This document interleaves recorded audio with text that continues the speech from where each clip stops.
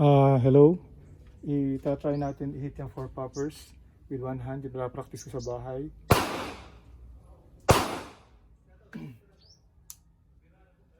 Clear map. Check.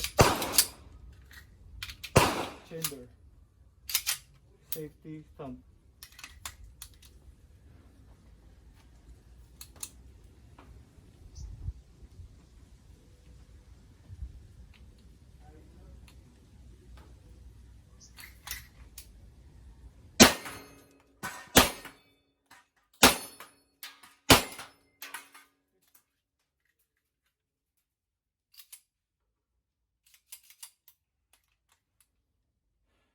Nakakatama tayo guys, mga kabro, kasi mahirap talaga bilisan ng 45. Lakas na recoil. Practice lang talaga palagi.